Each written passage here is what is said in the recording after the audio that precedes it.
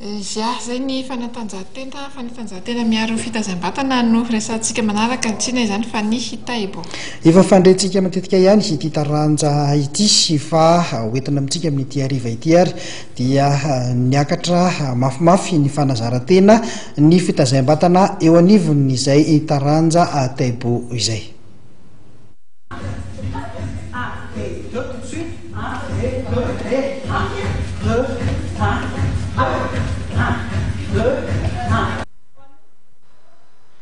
Fanatanjahantena feno ny taibo, tsy ho an'ireo olona mitaiza vatana ihany no afaka manao azy ity fa ireo mpanao fanatanjahantena avo lenta ihany koa.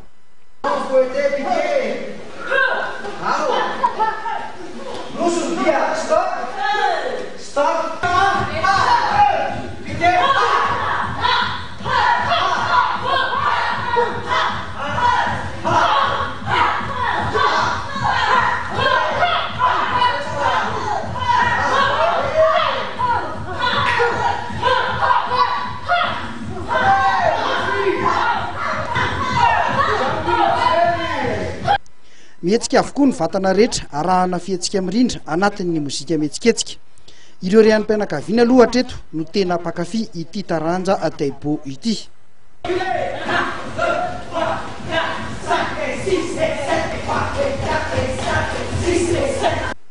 Ho an'ny maître Mame Robinson izay mpampianatra ny taranja taibo dia tanjona ho azy ny zara ny traikevany ho an'ny malagasy rehetra ho amin'ity taranja ity. Azonao fa tena vehivavy mihitsy maro nisy amin'ilay izy. Te ampiseho zany manomboka androany te hanentina andreo lelahako satria mazana sous-estimer ny lehilahy ny ataoko hoe aérobic sy ny fitness te milancé zany za amizao ny antsoina hoe taibo extrême. Taibo extrême zany tena mini parcours de combattant zany, tena volumena entraînement na combattant mihitsy le izy fa mijanona anatin'ny fitness.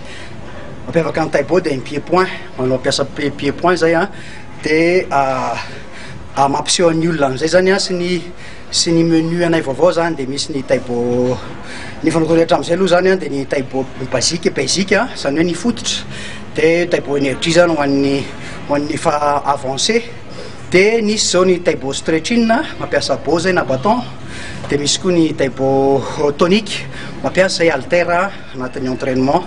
Dia le teo moa zany le taibo extrême zany miaraka amin'ny partenaire ianao zany ohatran'ny ambiance combat misy sparring zany miaraka aminy dia volume d'entraînement na combattant mihitsy zany hoe raha doubler ny volume d'entraînement nay hatramin'izay zany amin'ny extrême zany hoe lazaina sady fa mafy nefany c'est dur mais agréable ozany vazaha ho an'ny olona efa tafiditra anatin'ilay izy dia mety be izy ny ankiziny koa moa efa manomboka avancé daholo dia lasa mitaky volume d'entraînement mais mafimafy kokoa zany dia tonga amin'izay tanjona zay zany zay zao amin'izao fotoana zao.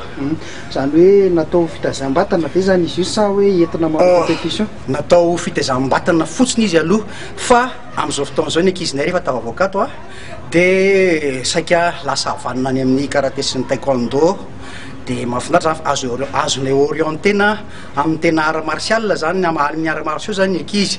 Le izy raha tsy mila tery fa efa matsapa teny ny ankizy en forme ny tongotra sy ny tanana dia mandeha ho azy mitady entraînement na karaté na entraînement na taekwondo. Ny coachnay ato koa moa zany dia sady taekwondo ka no karaté ka daholo. Raha ampitso alatsinainy ary dia izy ny fanazarantena manokana natao anentanana ireo lehilahy etsy amin'ny tobo miaramila RM1 Analakely. Arak'izany dia ireo lehilahy ihany no nasain'ny Mame Robinson anatrika ity fanazarantena ity.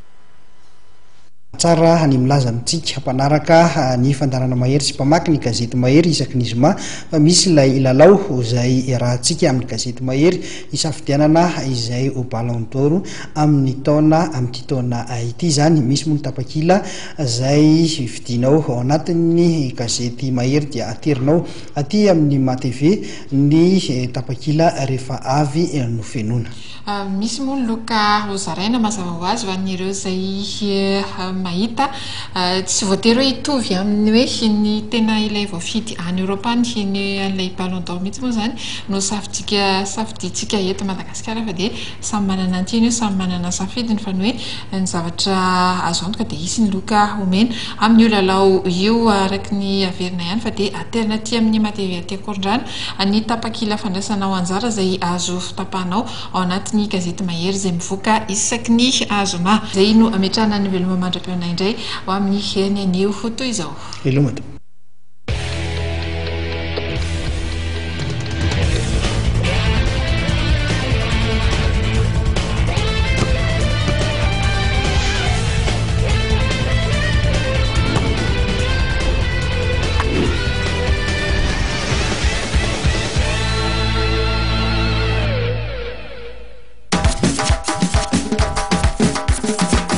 Durata